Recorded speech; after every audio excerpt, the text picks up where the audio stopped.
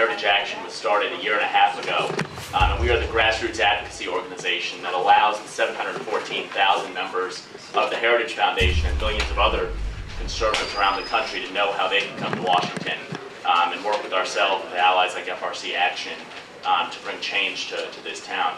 I think it's inspiring to see how many people have come here this weekend. I know all of us would rather be at home with our families or focusing on our faiths or football or our careers or our communities. But we're called to political action because of the state that our nation is in right now, and the state that our communities are in right now. This is largely why the Heritage Foundation 2 years ago decided we needed to create a C4. We realized that Washington, D.C. was a city that having the best ideas was no longer sufficient, that simply winning the ideological battles over issues like Obamacare are not sufficient for the times that our country's in, because there's an establishment in this town, a bipartisan establishment, that has made it nearly impossible for good conservative change to happen. And so the Heritage Foundation, which has about 1,700 members, dues-paying members, in each congressional district, said actually conservatives, three-legged stool conservatives, are the majority in this country. We're every bit as important an interest group, if you will, as any large employer in a district, and it's time for members of Congress to start treating us and our ideas that way. And let me give you an example of what I mean by the establishment and how difficult it makes it for us to win good conservative policy battles. When we started Heritage Action last June, Obamacare had passed 3 months earlier. At the time, only 50% of members of Congress, of Republican members of Congress, had signed on to any legislation to repeal Obamacare. In fact, you had as many Republicans at the time saying that focusing on repeal of Obamacare was a distraction as you did who were focused on actually getting repeal. Some of them went into meetings with us and they said, guys, if you push us to repeal Obamacare, we've seen the negative ads that the liberals will run against us, and we will have a bad election in 2010. They said rather than focusing on fully repealing Obamacare, we should just focus on repealing some parts of it, because actually the American people want their 26-year-old to be able to stay on their health care until they turn 26, even if that's going to cost that generation $1 trillion.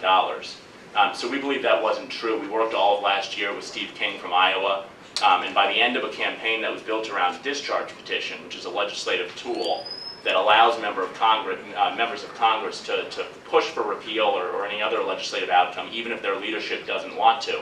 We united 97%, every Republican in the House except for 6, and a Democrat around repeal, and that's why we had the repeal vote that happened this past January. It was not something, unfortunately, that the establishment in Washington wanted to happen a year ago today.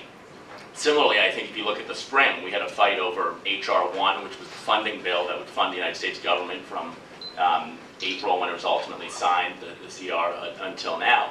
And we worked very closely with our friends at FRC Action, and also mutual friends of the two groups, the Club for Growth, to say that it's actually time for Republicans in the House of Representatives to stand for bold change.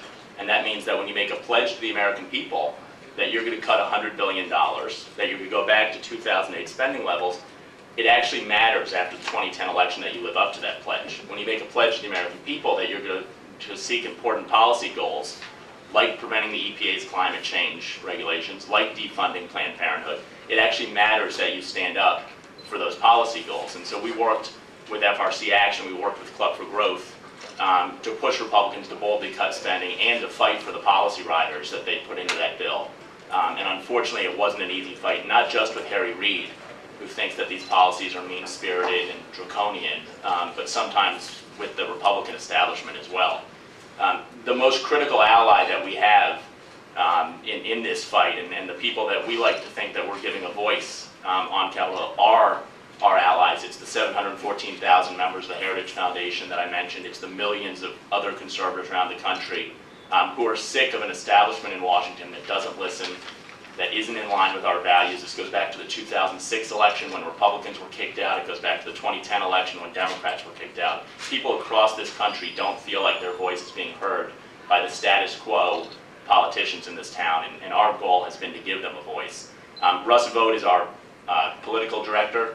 He came to us from Mike Pence's office, before that Jeb Hensling's office. He has been in the fight on the side of conservatives for 12 years in Congress before coming and being with us for the last year. So I'll turn it over to Russ and then Jessica to tell you more about what we're doing and how you can be involved with us.